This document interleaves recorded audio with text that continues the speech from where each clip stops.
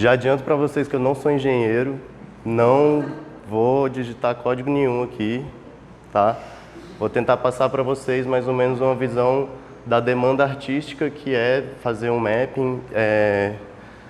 Vou passar rapidamente, fazer um panorama histórico de como a tecnologia chegou a esse ponto e vou passar alguns softwares para vocês que são comuns na indústria e depois a gente vai fazer um exercíciozinho de mapear esses pallets aí. E para começar, eu vou me apresentar. Eu era um simples estudante universitário. Eu fiz antropologia, então eu era estudante de ciências sociais, estava lá na UNB e eu era gestor do centro acadêmico lá. E uma das coisas que eu queria fazer era um cineclube. Eu peguei o telefone que eu tinha, era um iPhone 3GS na época. Eu troquei meu celular por um projetor no Mercado Livre, um projetor Sony horrível, e com esse projetor eu comecei a fazer o cineclube dentro do CA e tal, e a gente exibiu vários filmes. E depois dos filmes a gente ficava lá no CA, tipo, brincando com o projetor, mirando nas coisas, achando interessante. Até que um dia alguém falou, eu sou aluno lá de artes e eu faço a matéria arte eletrônica. E num dia, um outro VJ, que é VJ já tem uns 14 anos, pioneiro aqui de Brasília, VJ Chorume, que é o Alexandre Rangel, ele foi dar uma aula nessa matéria de arte eletrônica. E ele apresentou o software dele, que ele mesmo escreveu, que chama Quase Cinema, que é bem legal também. E no fim da oficina dele, da aula dele, ele falou, e tem uma técnica nova que está surgindo, o nome é projeção mapeada, só falou isso. Não mostrou, não falou nada.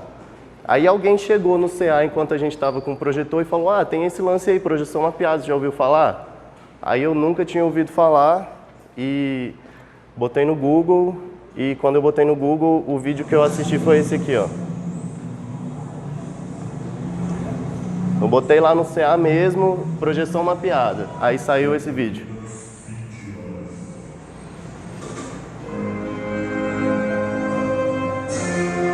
Acho melhor desligar a luz, né? Vou pelo menos fechar a porta, né?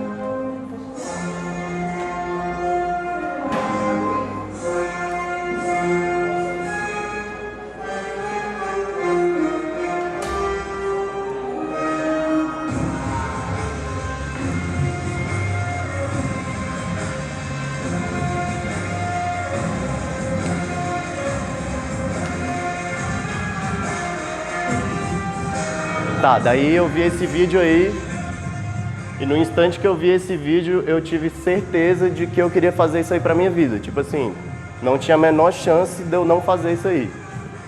E foi muito engraçado, porque quando eu vi esse vídeo eu fiquei de cara, pensei, caralho, o que é isso? Comecei a matar a aula, fazia esculturas e mapeava dentro do CA e comecei a mapear todas as coisas da minha casa. Já pesquisei quais softwares eles usavam. Eles estavam na versão 1.0.1 do MadMapper, que é o software que eu uso profissionalmente.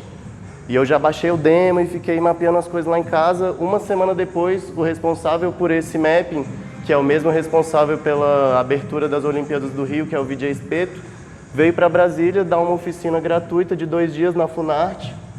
E aí eu fui e, tipo, anotei tudo que ele falou. Teve coisa que eu demorei 1 ano para entender que ele falou na oficina, mas foi assim que eu comecei.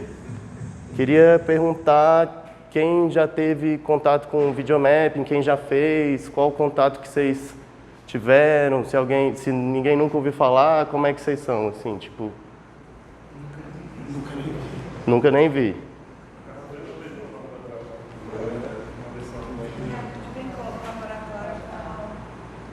Vocês já brincaram assim com um projetor no laboratório, mapear alguma coisa? Vocês já fizeram isso?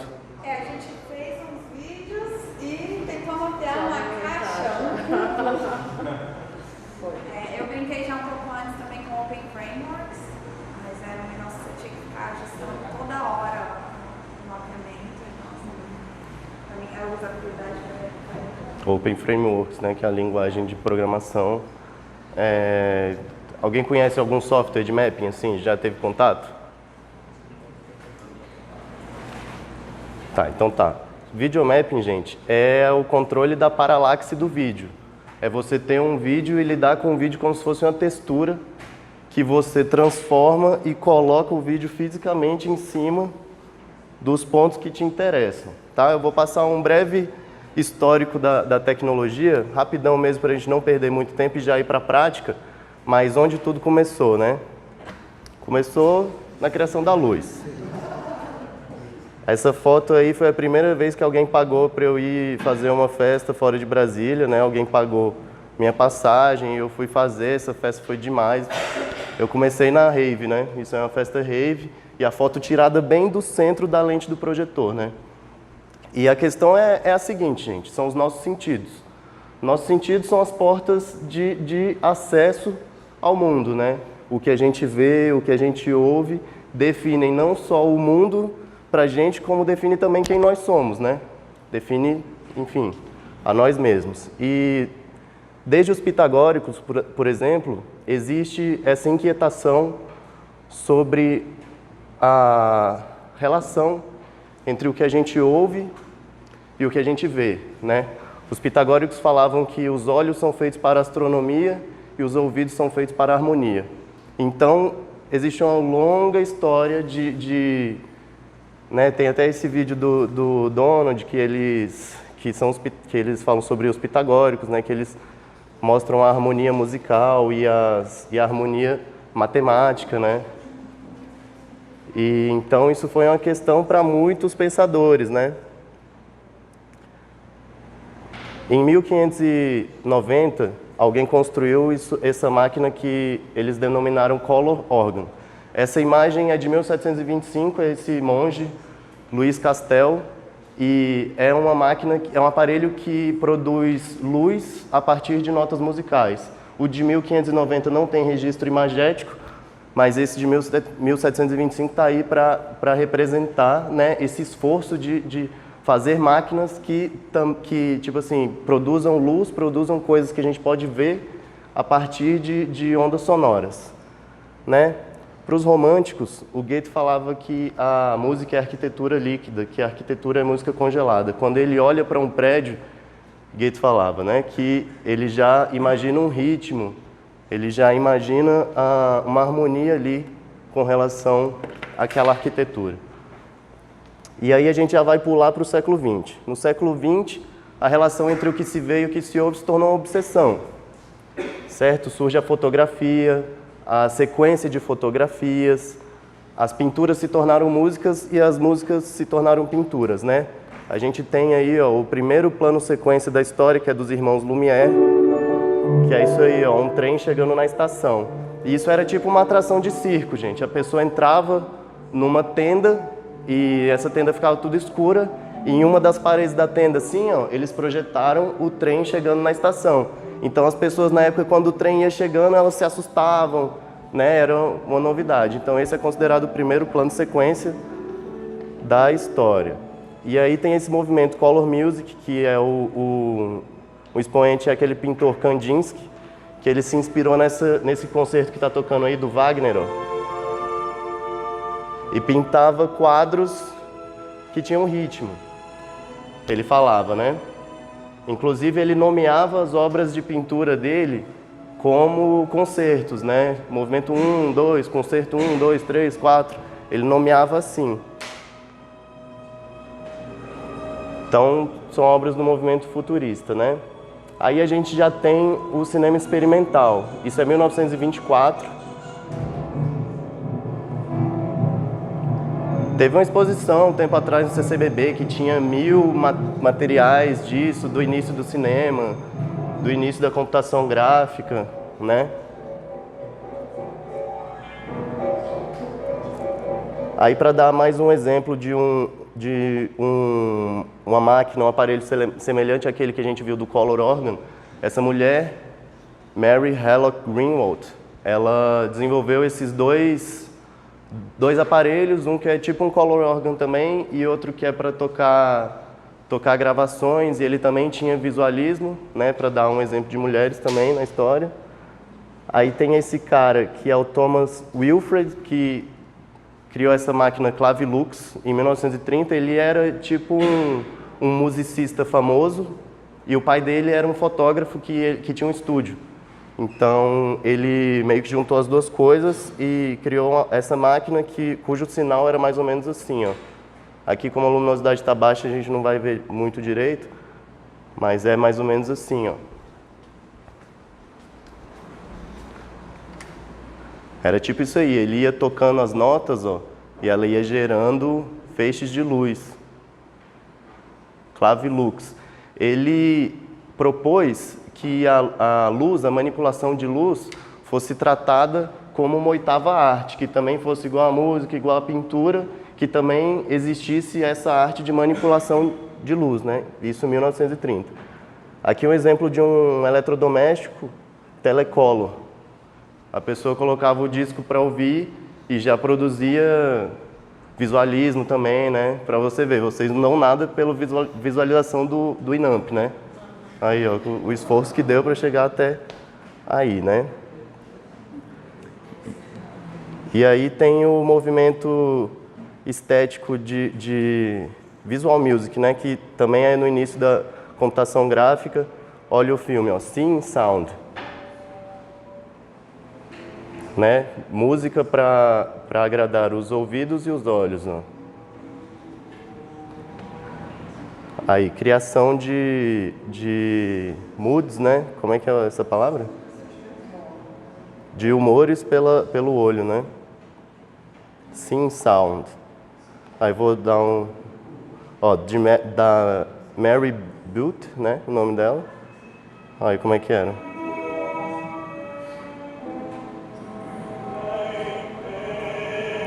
E eu tô falando isso, gente, porque o que o VJ faz é exatamente uma interpretação visual de algum som que está tocando. Quando eu estou em algum evento, eu estou em alguma festa, uma banda está tocando, ou o DJ está tocando, o que eu procuro fazer é uma interpretação visual do som que está tocando ali, certo? Para dar mais um exemplo da Mary Ellen Butte ainda, ó. Sim Sound Film.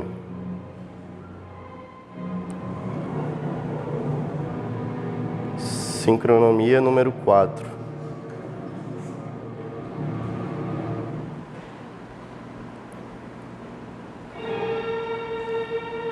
Mal dá pra ver, né? Vou desligar um pouquinho aqui. Isso é interessante também, ó. Olha como o azul, o projetor que é desse jeito doméstico, que ele tem um bloco óptico que é de DLP, ele não imprime tanto assim o azul. Eu não sei porque isso acontece, mas a cor que o DLP mais imprime é o verde.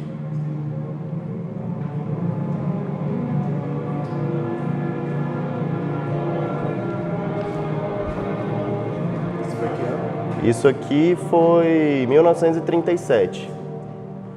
Aí a gente já vai dar um salto. É claro que a gente poderia ficar aqui vendo o dia inteiro da história da computação gráfica, né? Mas a gente vai dar um salto então para os anos 60.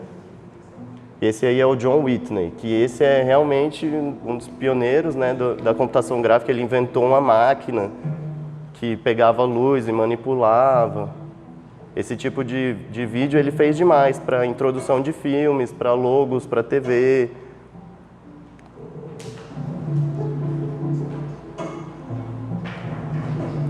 Certo, gente? E aí a gente vai, nos anos 60, videoarte. É quando o vídeo ele se insere na galeria de arte. A partir daí, tem uma mudança no paradigma da arte, né? Que as pessoas saem de espectadores para criadores da própria arte, né? A videoarte ela vem junto com a interação. Então, a interatividade, a participação na obra, são coisas desse contexto dos anos 60. Esse artista que está aqui é o Rafael França, que é um artista brasileiro muito importante. Uma obra dele é essa aí, por exemplo, ó, colocar um monte de televisão, esse tipo de coisa. Tem outro exemplo aqui, ó, da TV Cello, ó, que eles fizeram um violoncelo com televisões. Certo? E para exemplificar, tem uma exposição que a gente montou aqui na Caixa Cultural. Essa exposição, na verdade, ela viajou todas as caixas culturais do Brasil e eu fui responsável técnico pelo mapping, ó. Era uma exposição sobre folclore, né, ó. A sala era assim, ó. Ela tinha projeção nessas duas paredes e na parede do fundo. E na parede do fundo eram 2 projetores. Então a gente tinha que suavizar o encontro dos 2 projetores assim, ó, no meio. Ó lá, ó, para parecer um só. Você não percebe, ó, que são 2 aqui, ó. Aí os criadores são esses aí, ó, Igor Maroto e a Cecília, eles são o VJ Suave. Depois dessa exposição, já teve uma exposição em realidade virtual que a gente montou também, que era incrível, um ambiente de floresta que você andava. E essa exposição aí foi demais, assim. Eu acho que para você se comunicar com crianças, você tem que ter uma poesia bem, né, bem sutil e verdadeira, né? As crianças se amarravam, tinha a hora do caçador, aí vinha o boitatá, o curupira, né? Esse é um dos animadores. E aí a gente sai da perspectiva histórica e já vamos para os anos 2000. Projeção mapeada. Surgiu isso aí. Antes era muito caro fazer projeção mapeada porque os projetores eram muito caros, não tinha tecnologia de projetor, você imagina. O projetor para cinema é um tipo de projetor que ele não tem alta luminosidade, porque ele está num ambiente controlado sem luz. O que o projetor de cinema tem é alto contraste. Então, a partir dos anos 2000, os projetores foram evoluindo no sentido de ter muita luminosidade. Um projetor de mapping como esse aí que a gente usou esse dia, ele tem uns 25.000 lumens. Esse aqui tem uns 2.800 lumens, aquele ali tem 3.200 lumens. O projetor para fazer isso aí são 25.000 lumens, mas a taxa de contraste dele é baixa, comparado à taxa de contraste de um projetor de cinema. O projetor de cinema ele tem 200.000 para 1 de contraste, 300.000 para 1 de contraste. Significa o quê? Que o preto é preto. Tipo assim, é preto mesmo. Nesse projetor, mesmo se eu não estiver mandando imagem nenhuma, se tiver escuro, a gente vai ver o quadrado que ele está fazendo ali aceso. Porque a lâmpada dele está acesa, mas ele não está projetando imagem. Com o projetor de cinema não acontece isso. Aí, anos 2000, essa tecnologia evoluiu e eu acho que não dá para a gente fazer uma oficina de videomapping sem ver nenhum videomapping, né? Claro que daria para a gente ficar o dia inteiro aqui só vendo mapping foda, mas eu vou mostrar pelo menos um que para mim é uma obra-prima, feita por esse estúdio aí, ó, da Rússia, ó, Sila Sveta, que para mim esse mapping é perfeito, sem defeitos. É isso aí, ó.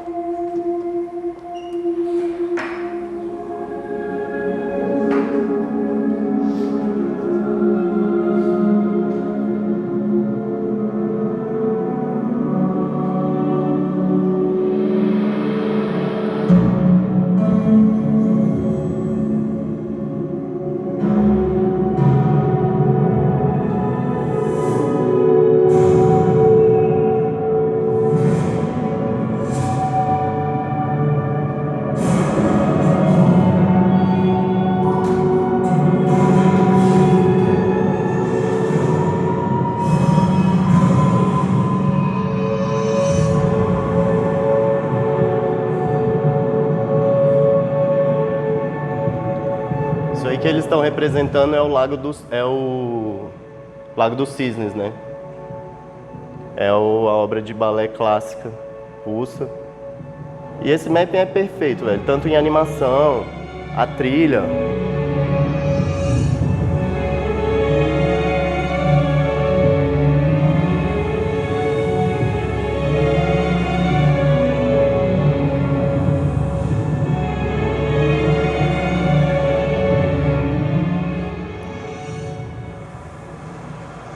Aí é o cisne branco e no final vai virar o cisne negro, né? Vamos passar um pouquinho só pra gente ver o trabalho deles de personagens, ó. Esses personagens aí foram gravados, filmados no estúdio de croma, tá vendo? Como eles inserem bem o conteúdo filmado com a computação gráfica, né? Ó.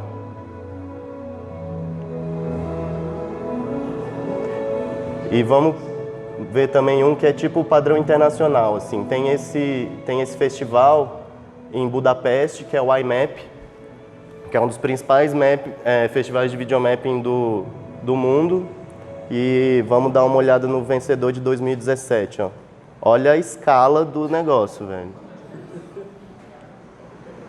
É desse cara Gonzen, de um chinês, né? O título é Outros Mundos, né?